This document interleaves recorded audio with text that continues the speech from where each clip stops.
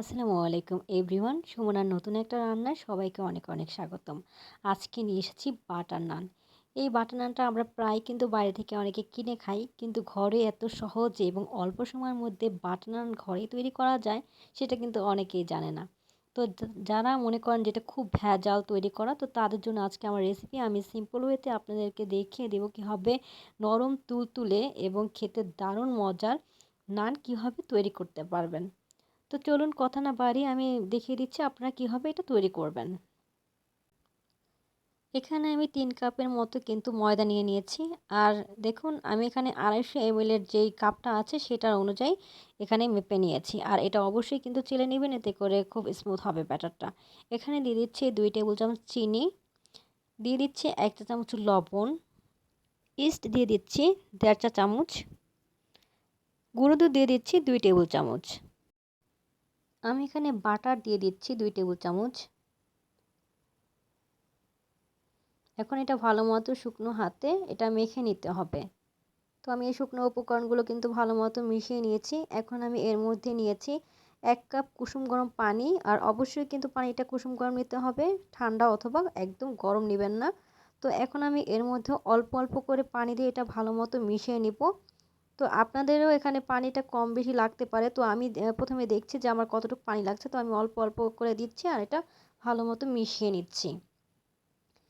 এভাবে পানিটা দিয়ে ভালো মতো একটা সফট ডো তৈরি করে নিতে হবে। খুব বেশি পানি একবারে ঢেলে দিবেন না, এতে করে ডোটা একদমই পাতলা হয়ে যেতে পারে। তো এর জন্য অল্প অল্প করে পানি দিয়ে তারপর এটা মিশিয়ে নিতে হবে। আবার খুব কম পানি দিতে যাবেন না, এতে করে যখন বেলবেন তখন খুব শক্ত হয়ে যাবে এবং রুটিটাও কিন্তু সফট হবে না। মধ্যে মধ্যে দেখবেন কিন্তু একটা পর্যায়ে একটা সফট ডোয়ের মতো তৈরি হয়ে যাবে। তো তখন কিন্তু দেখবেন হাতের মধ্যে আর লেগে আসবে না। আর যদি দেখেন যে খুব বেশি স্টিকি হয়ে গেছে, তাহলে কিন্তু হাতটা একটু ধুয়ে তারপরে আবার একটু মথে নিতে পারেন। তো আমি এই পর্যায়ে আরও 1 টেবিল চামচের মতো কিন্তু তেল দিয়ে নিলাম। তেল দিয়ে আবার একটু মথে নিচ্ছি। প্রায় 10 মিনিটের মতো কিন্তু সময় লেগেছে আমার এই টোটাল এটা মথে নিতে। তো যত ভালো করে মথবেন ততই কিন্তু বাটার নানটা অনেক ভালো হবে। আমি একটা র্যাপিং পেপারের সাহায্যে এখন আমি ডোটা একটু ঢেকে দিচ্ছি। তারপর আমি এটা 1 ঘন্টার জন্য রেস্টে রেখে দেব। 1 ঘন্টা পর ফিরে আসছি। দেখুন 1 ঘন্টার মধ্যে কিন্তু এটা যথেষ্ট ফুলে উঠেছে। তো দেখুন আমি কিন্তু এখানে খুব বেশি পরিমাণে ইস্ট ব্যবহার করিনি, যতটুকু লেগেছে আমি ততটুকুই দিয়েছি। এখানে 1.5 চামচের মতো আমি কিন্তু ইস্ট দিয়েছি। আর খুব বেশি ইস্ট দিলে কিন্তু ইস্টের একটা বাজে গন্ধ আসে। তো আপনারা চেষ্টা করবেন যে ভালো মানের ইস্ট ব্যবহার করতে। তো এখন আমি এটার ভিতরে যে যত বাতাস ছিল সেটা একটু বের করে দিচ্ছি, আবার একটু মথে নিচ্ছি। খুব বেশি মথতে হবে না, 2-1 মিনিটের মতো এটা মথে নিলেই হয়ে যাবে। আমি এই ডোটা এখন লিচি কেটে নিব। তো এখন আমি এটা মাঝখান থেকে একটু কেটে নিচ্ছি। এখন আমি এগুলো লিচি কেটে নিব।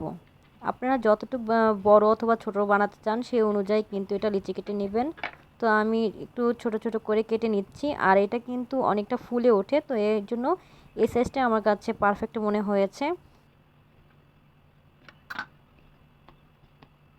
আমি 3 কাপ ময়দা দিয়ে 10টার মতো বাটার নান তৈরি করতে পেরেছি। আপনারা চাইলে কিন্তু বেশি করে নিতে পারেন যদি বেশি তৈরি করতে চান। আর যদি কম তৈরি করতে চান সেক্ষেত্রে কিন্তু 1 কাপ বা 2 কাপ নিতে পারেন। তো এখন আমি সামান্য একটু ময়দা দিয়ে একটা বাটার নান আমি বেলে নিচ্ছি। একটু পাতলা করে বেলে নিতে হবে, খুব বেশি মোটা করে বেলতে যাবেন না। আর এটা যখন ভাজা হবে তখন কিন্তু এমনিতে এটা ফুলে উঠবে, যেহেতু এর মধ্যে ইস্ট দেওয়া আছে। তো এটা কিন্তু যথেষ্ট ফুলে উঠবে, তো এর জন্য একটু পাতলা করে তারপর এটা বেলে নিতে হবে। আমি প্যানে প্রথমে বাটার ব্রাশ করে নিয়েছি, তারপর এখন আমি রুটিটা দিয়ে দিচ্ছি। আর এ সময় জালটা কিন্তু একদম লো হিটে রাখতে হবে। আর আমি ঢাকনা দিয়ে দিয়েছি। 2 থেকে 3 মিনিটের মধ্যে কিন্তু এক সাইড হয়ে যাবে। তো দেখতে পাচ্ছেন এটা যথেষ্ট ফুলে উঠেছে। তো এখন আমি এটা একটু উল্টে দিচ্ছি। তো দেখুন আমার এক সাইড কিন্তু হয়ে গেছে। আর আপনারা যদি চান একটু বেশি ভাজা ভাজা হবে, পোড়া পোড়া হবে, তো আরও কিছুক্ষণ রাখতে পারেন। তো আমি যেহেতু এরকমই খেতে পছন্দ করি, তো একটু হালকা করে ভেজে নিচ্ছি। এটা আবার কাঁচা না, এটা কিন্তু একদম পারফেক্টভাবে ভাজা হয়েছে, কিন্তু পুড়ে যায়নি। আমার বাটার নানটা ভাজা হয়ে গিয়েছে, এখন আমি এটা উঠিয়ে ফেলবো। আর আমি এই সেম প্যানে কিন্তু আরেকটা ভেজে নিচ্ছি। আর এটা কিন্তু আমি সম্পূর্ণ বাটার ছাড়া ভাজছি। তো দেখুন বাটার ছাড়া ভাজলে কিন্তু সবচেয়ে বেশি এটা আমার কাছে মনে হয় বেশি ভালো হয়। এভাবে ভেজে তারপরে ভাজা শেষ হয়ে গেলে উপরের দিকে একটু বাটার ব্রাশ করে দিতে পারেন, এতেও কিন্তু খেতে দারুণ ভালো লাগে আর বাটারও একটা ফ্লেভার আসে। তো দেখতে পাচ্ছেন এক এক করে আমি কিন্তু সবগুলো বাটার নান তৈরি করে নিয়েছি। আমি কিছুটা বাটার দিয়ে ভেজেছি আর কিছুটা বাটার ছাড়াই কিন্তু ভেজে নিয়েছি।